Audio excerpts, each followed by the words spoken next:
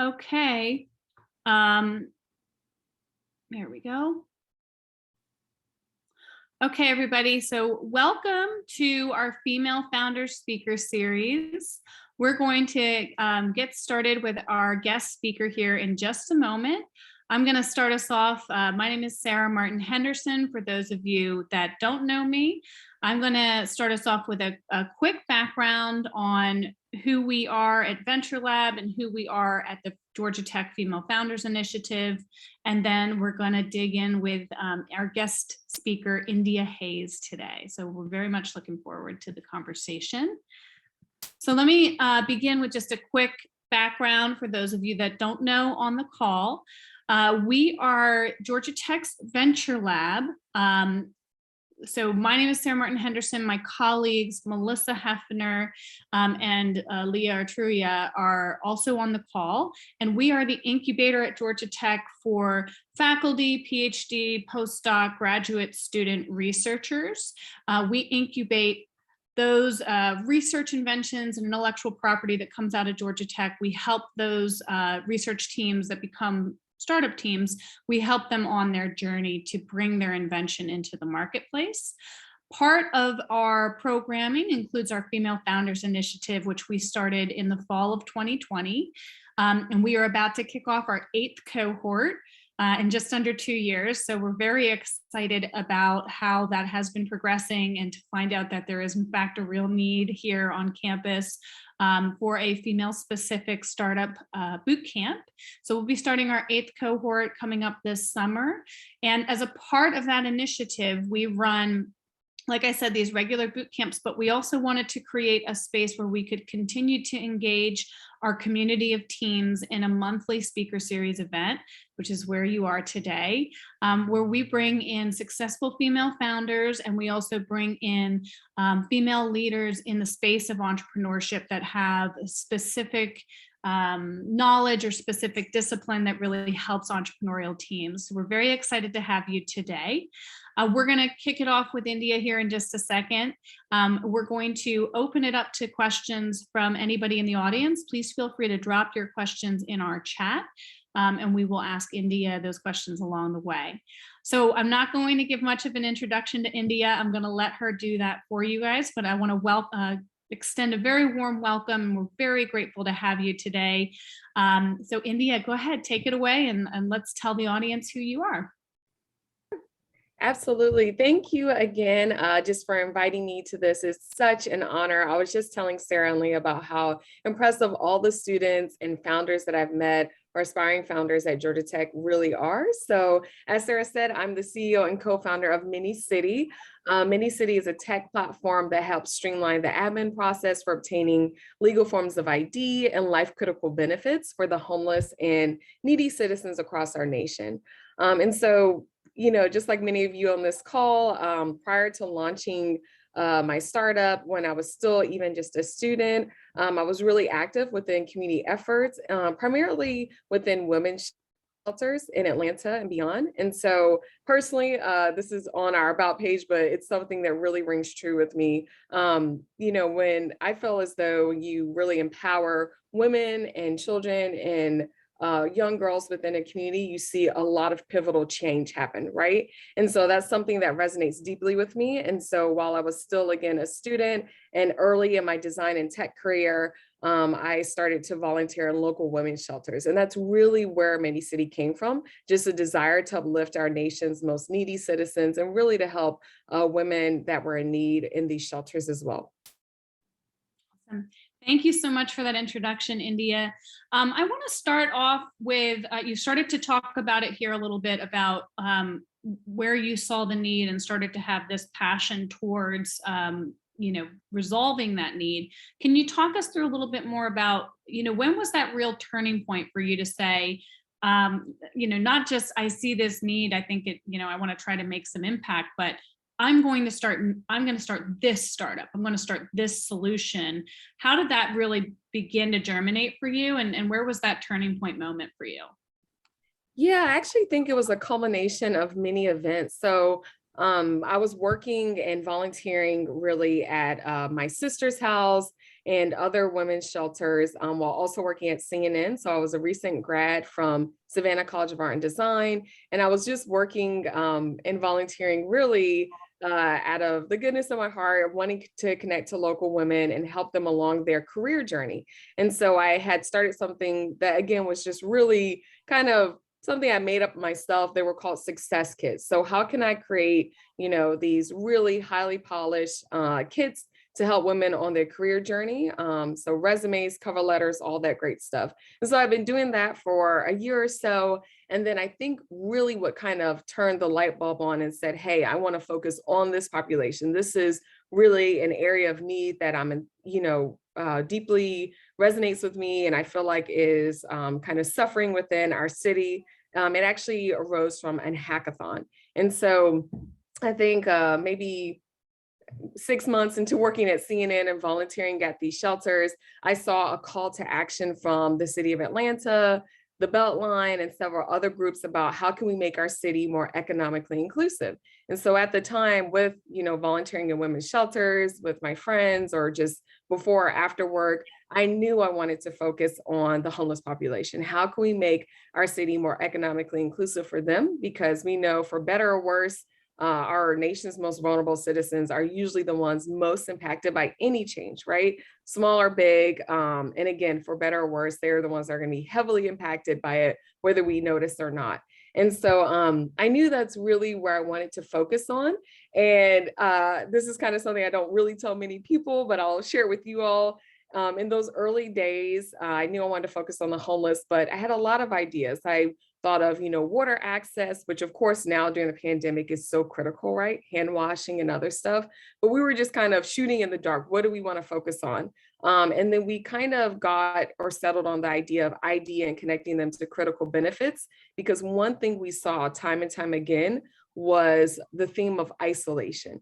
And so if you think about it, if any of us lose our ID or certain things, or even if you're just really hard on your luck or low on cash or resources as a student, and actually, I'll be honest, this is not a reality for all students, I will acknowledge that, but many times, we're not completely isolated. We can reach out to our family, to our friends, a loved one, even an advisor or professor to help pull us out of that emergency situation. But the thing that we saw time and time again was just really stark and dire isolation that led to someone really not being able to get back on their feet. And really, tech being so ubiquitous, so connecting, I knew that could be really the catalyst, or the thing that can really break that isolation. Awesome. Thank you so much for sharing that journey. I think that I had a chance to meet you last year in the Georgia Tech CreateX program. And I witnessed, just in my short interaction with you over the 2-3 months that we were together in that program, quite a lot of pivots and readjusting your thinking and your strategy. And I wonder if you could talk a little bit about those pivots and kind of what allowed you to recognize the path that you're on today, or allowed you to move towards the path that has brought you to where you are today with Minicity. Yeah, I will say, and I do remember, following my CreateX time, and I think that was the one time where I really, or the whole team overall, that our focus point really was shaken for the best, right? And so we were hyper focused on obtaining ID, because many times that's an invisible key that unlocks next steps. But I would say overall, our team was really hesitant to move beyond that. We had got comfortable with being known as, hey, we're this tech platform that helps get something that's super difficult. But I remember Sarah, as well as our other advisors, telling us, hey, in the program, can you look beyond that? And we love what you're doing. We're really inspired by what you're doing, but can you dream and think bigger, right? And not just for scale, but also for impact. You can create a larger change. And so it was a bit of a struggle. And I remember really kind of having this moment where we had our check-ins, where I was like, well, the biggest thing I realized in this check-in or during this program was that ID is just not enough. And I remember I said it just like that, like, yeah, it's not enough. And then Sarah was just like, yay, like, that's awesome. You're seeing what you don't see, or you're dreaming bigger. And I remember I'll never forget, CreateX, the mentor said, this is your biggest moment in the program. You're looking beyond just that. And so that really energized me and it made me unafraid to make pivots and big changes. And I would say if we had not done that, if we hadn't looked just beyond ID, it's a great foundation. But if you don't think in terms like, how can I scale more and take those risks, you'll really limit yourself.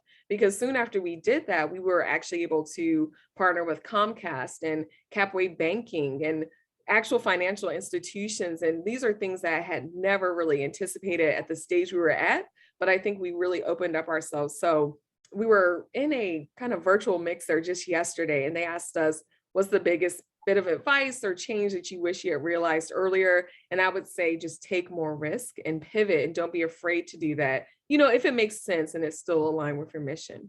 Yeah, that last point you just made is really critical, and it's a message that we have zoomed in on a little bit more in our speaker series and our cohorts. This idea of being aligned, continuing to be aligned with your mission through these pivots and these opportunities. Can you talk a little bit about if you've put any process or intention behind the activity of sort of gut checking opportunities? Because I know that's one thing we talked with you about last summer too. There was a sort of almost like a tipping point thing happening for you last summer where there were just so many people knocking on your door all at once. And our biggest thing for you was, we just want to make sure you're okay and have enough time to do all of this. So how have you allowed for growth and pivot and change for Mini City while also trying to stay true to what you understand to be the core mission, vision, or values for your startup? Yeah, I think we think of like when we think of mission and values, we think of really lofty goals we have, or statements like, I want to eradicate homelessness, or we want to ensure X, Y, or Z. And so we have those, right? We've always had our mission and values, internal and external, that kind of help us guide any type of feature or thing that we do, an initiative we take part of. But on the flip side, probably the side that a lot of people don't see, something that we got really serious about was just KPI tracking. So really tracking those key performance indicators and looking at those different metrics. And because there's always going to be something really exciting that comes along. But if that initiative or project or partnership or new feature does not align with what's on your product roadmap, what's on your kind of metrics that you're tracking, you might have to, or not might, you definitely should set it aside for when it's appropriate, right? And so that really helped us. And I think having some mentors and advisors, as well as your team members you can lean on, who can reiterate that, is really helpful. But what really helped us refine that was meeting on a weekly basis and showing, hey, here are our different North Star metrics, such as acquiring X amount of community-based organizations, helping X amount of people, having X amount, like all these different drivers. And then, we had different key activities that will have to kind of influence these drivers. So if you get approached by, I'm just gonna make up something like, I don't know, like, well, why instead of making up something, are you able to share an actual example where you had to either delay something or say no to something that felt really exciting but didn't really fully align with your path or your strategy? I would say one, that it's not that it doesn't align with our path or strategy. It's just, one, we don't have any team members. And you brought up a good point. As these things are coming your way, do you even have the personnel or capital even to support this initiative? So one, that we're still like in a discovery phase and we've had to kind of put aside or just leave in the discovery phase, is things around mental health, right? And so we get asked all the time, are you guys assisting with that? It's very necessary. It's very much needed. It's something that's dear to our hearts. But as we're focusing, financial literacy, internet connectivity, and ID alone are very strong and time consuming and heavy metrics that you have to kind of live up to and we have to hit. And so we're constantly approached about different things around health indicators, and we just have to not ignore it, but put it aside. It's still in the discovery realm, because until we hit and see the success with those other large initiatives we have going, it will actually do us a disservice, not only to our team, but to the groups we're partnering with and the end citizens, if we're kind of lacking, only doing a mediocre job at, those, and then try to replicate that model to a whole new group, right? Yeah. Okay. So, and that's very useful. Yeah. So we talk a lot to our teams about this idea of scope creep, right? And trying to stay focused on what your goals are. So I wonder, I'm gonna push you towards this a little bit. There was one big thing that we would have told you over and over again, a tool, a mechanism that we would have pushed you on in CreateX. Um, about trying to understand all the complexity about the thing that you're trying to achieve. And I want to see if you could talk a little bit about what customer discovery or stakeholder discovery has done for you and your business along the way. Yeah, I think with discovery, stakeholder or customer discovery, and so I think it's important for us to also look at what, because this was also like confusing in the early days, or something that I'll just be transparent about, would get even confused about internally. So we have our homeless citizens, which are end users interacting with the software. And then we have stakeholders, and we also have community-based organizations and the enterprise groups, right? And so it's not enough to say, okay, we're putting a ton of different features and things for the end user. They're so happy, but you haven't done any discovery, right, with all these other different stakeholders that are just as important. And so for us, what it really helped us do was open up our eyes to see what we could not see, and look at new opportunities. So for example, we were really hyper focused. I think one of our early hypotheses was like, if you are able to get ID or certain things really fast, you're helping to hit certain metrics for a CBO. And then what we later found out was sometimes the speed doesn't matter because it's such a volatile environment to get any benefits or records. What they were more concerned about were metrics so that they could unlock more funding, more. That's still something that we, just recently discovered, how important data and metrics are, because they unlock and help maintain their funding, which is critical for them to pay you and even run operationally. And so that's one thing where you'll have an assumption and say, hey, I just know like getting something fast, because that's our nature, maybe that's our generation, is most important. But when you take the time to talk to all these different directors, caseworkers, because the end user will say fastest is what's best. But then what do you do when all your other customers say what's best is metrics and reporting? I'm willing to wait longer just to know that I can get it for sure, and also get a data feed that can help me address X, Y, and Z requirements. Yeah, that sounds like it sounds like a tough set of value drivers and motivations and value propositions from your end users to the stakeholders that you're working with, to try to balance between speed and the metrics that are needed to sustain the funding.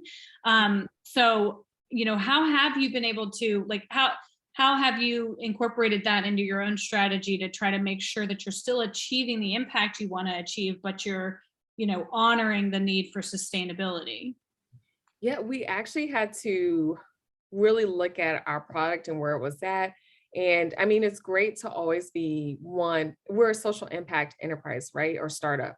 So you always want to build things around the community you're trying to help. But then as you're trying to scale as a true business and hit, and like you said, be sustainable and bring growth, you can't just only focus on this one segment. You have to look at the whole ecosystem. And so what really helped us was, one, not completely decommissioning our tablet software. So right now, the way end users tap into our services is through a tablet app, but as you can imagine, for scale, that's very limiting, right? And on the back end, it's limiting in terms of data analytics and things we can do that are really bespoke. But we understood that there's a need for speed and access and digital equity. So we actually have kept our tablets, but something that we'll be releasing and have been working really hard on are our portals. So we have a caseworker portal, a CBO portal, an enterprise portal. And what that does is it allows and kind of satiates them the need for data and analytics and all these different things on a dashboard, while not having our tablet experience suffer at all. And so sometimes you do have to create different technology streams or forms to make what we really are leaning into this year is, how can we make our tech hyper accessible to everyone, to the citizen, just as much as the enterprise group. And so sometimes that looks like you having to scale your team and create new channels of tech, which you have to get comfortable with, right? So yeah. So we are in our female founders program, in our cohorts and our boot camps, and even on these speaker series calls, we're all about vulnerability and transparency. And we truly believe that failure is a very essential part of the entrepreneurial journey, in that it is just the best way to learn the lessons that you need to learn along the way to get your business where it needs to be. I'm wondering if you could share with the audience maybe a key failure moment that was difficult, but that you were able to learn from and grow from. Yeah. Oh man, there are so many. Yeah, so I think so Muni City has been around for a while, but I think in our early days, one was not doing enough customer discovery and feeling like because we had backgrounds like I spoke about, oh, I worked in women's shelters, or some of our early co-founders worked in international aid. And so one of the biggest fails we did early on was trying to shape different features and solutions without doing discovery. And there's so many brilliant students and engineers and developers as well. Sometimes we can sit back and think, oh, because I have experience within this or been doing it for X amount of years or volunteering with this community, I really know this area. Like I know what's best. But until you get uncomfortable, let's be honest, it is uncomfortable, and get really close to what you're not doing well at, doing that discovery, you're just setting yourself up to make something that's perfect for you and your team members, which you think can address what your needs are, what you assume another group's needs are, without ever talking to them. So that was one of our biggest fails in the beginning, was not a continuous customer discovery. It's not a one-off thing that you do and then you're like, bye, I did that the first month, I'm done. And then I would say another one was not, I think I spoke about a little bit earlier, just not taking enough risks, being really kind of, this is like, okay, now we've had some success. We've done the discovery and we're starting to become validated. We even have paying customers, but not taking enough risk to really, I mean, take a leap of faith and really listen to your mentors and advisors. I wish I had done that sooner, because I have to be honest, CreateX wasn't the first group that said, can you look beyond ID, right? It was something we were really combative about. So don't do that. It's not going to be the end of the world. And as Sarah said, if something fails early on, that's fine. It's a learning lesson. It's not like the whole, system's going to fall apart. It's just a learning moment. Yeah. We have a question from the audience, and Huyan is asking about, and you kind of answered it, but how do you know when you have enough customer discovery? And so we'll start. Let's ask that question first, because she's got a second question here. So you sort of already answered it, but I'm gonna let you repeat your answer so we can all hear it again. Yeah, I would say you never really have enough, right? So I don't know what I can even compare it to. It's like a plant, right? It needs continuous cultivation and nurturing growth. That's your startup. So you don't just like give your little plant a ton of sun one day and water, and then you take it away. It's going to wither, literally. And so a great way to think about it is that it needs continuous customer discovery and insight so that it can grow and scale and really blossom. Yeah. Thank you for that. And so the second part of her question, I'm going to sort of tie it into a question, because you kind of talked about the risk, right? And the fear that was holding you back from looking beyond ID.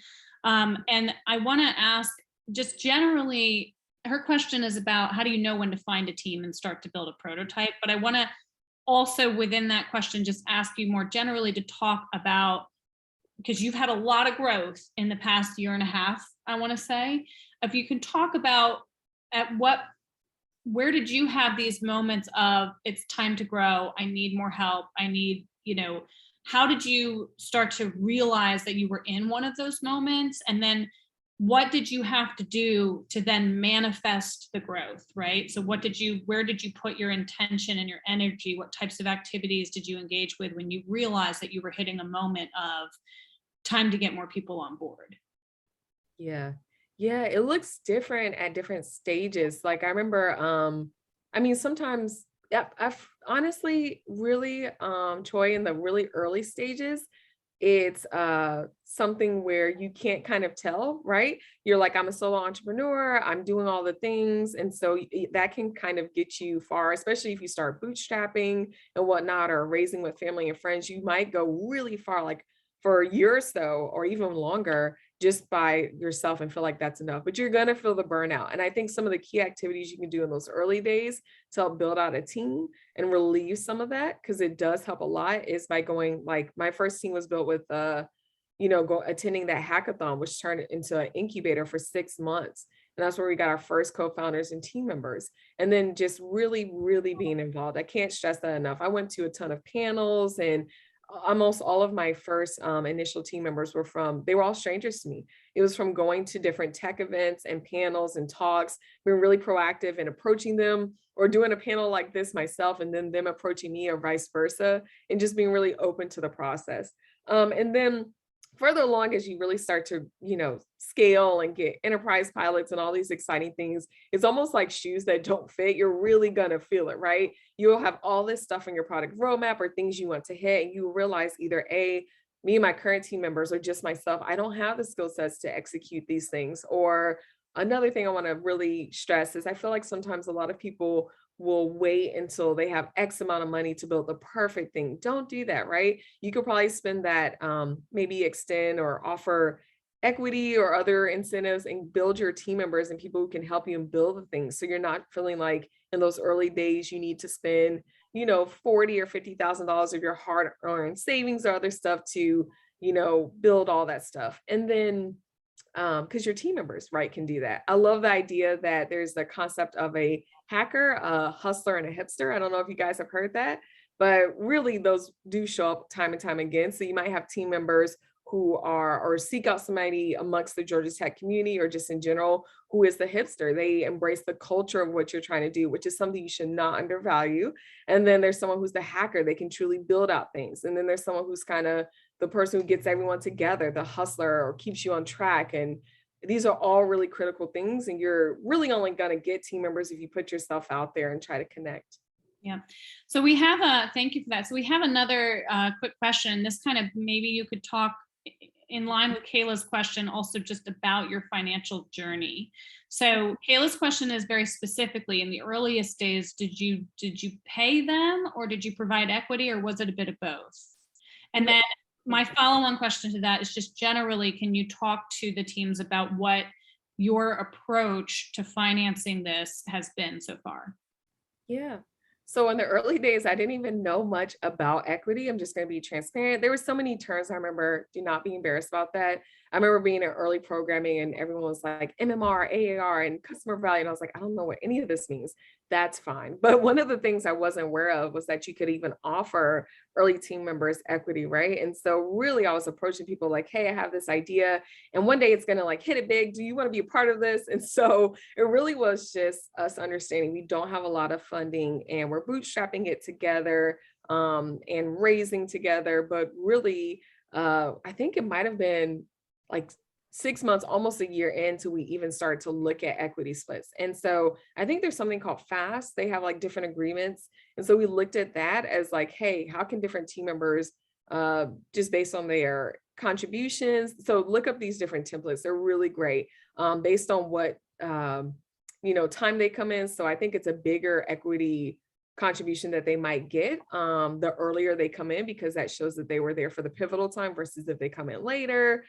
So there's all these different things, but please look up that template. I think it's really useful. But then somewhere along the way, we actually got a legal team involved, Founders Legal. They're really phenomenal. I'm sure Georgia Tech, they always recommends their own legal teams as well, but they can help you set up a different equity incentive pool for employees, what to give to them. And I love this quote from another advisor, which is please do all of this because you want to plan for the worst of times and the best of times. So you might have arguments with your team members, you guys might fall out, but please try to set aside that equity and how it might terminate or how it might vest when you guys are really great and excited, because when something happens, you don't really want to be in an awkward situation where that's not going well. And then I have had an instance where a contractor that I worked with for 2 years as a tech contractor programmer became our CTO. So we're paying him, almost all of our money went to him building stuff, and he's been integral. But then he became he was always really passionate about the space, but then we ended up elevating him to CTO. And then as far as financing, we were bootstrapping, we're super scrappy, we're still very conservative, but we've raised a little over $500,000. And that's mostly been from non-dilutive grants. And that's why I think even people always get surprised. I'm like, I'm not an extrovert. But if you have like a gift of storytelling or connecting to people one-on-one, whether, I mean, I love actually pitching on stage or virtually. If you don't have that, you can always get a team member that's that, but you can get a lot of funding from pitching, being involved in programs, pursuing different foundations and institutions. And also the biggest recommendation for finances is to hold on tight to your equity. That is, we recommend that to all of our teams. It's a great message to live by, is just hang on tight to your equity as best in any way that you can. And we try to keep them on that non-diluted funding track for as long as possible. So India, we are at time, but I'd love to have one final question for you. Where is Mini City heading in the next 6 months? Well, we have some exciting things that we have going on, which is I just, every time I look back, I can't believe it. I know I say that a lot, but I'm really proud of our entire team. So for the next 6 months, we of course have an active paid partnership with the Comcast, where we're bringing digital equity to our nation's most disadvantaged groups. We're launching a partnership on June 1st with Capway Banking, which specifically is tailored to giving banking opportunities to the underbanked. And so really what we're looking at is, we've always worked with CBOs, community-based organizations, but in this upcoming year, this is where we're really validating our market to working with enterprise groups. And we have even more enterprise groups. As Sarah said, we always have to do a good job of managing it, but we have more groups in the queue where we're hoping to test and replicate this model. And if it goes successful, we hope to see Mini City, not just in Georgia, but all across our nation, bringing tools to those in need. That's amazing. Thank you so much, India. And we have a couple questions that are in chat that we didn't get to, we weren't able to get to. So I'm wondering, can we have people connect with you on LinkedIn or via email, if that's okay?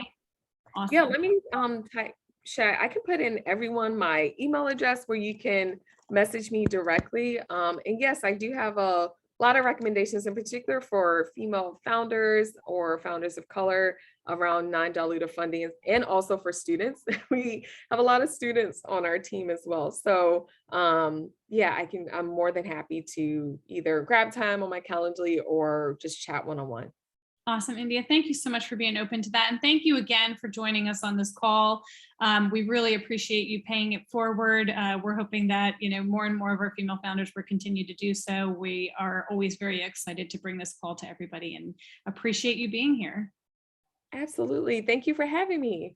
All right. Well, we will chat soon. And to all those on the call, we hope to see you again next month. And thank you for being here today. Have a great Thursday. Yeah, thanks.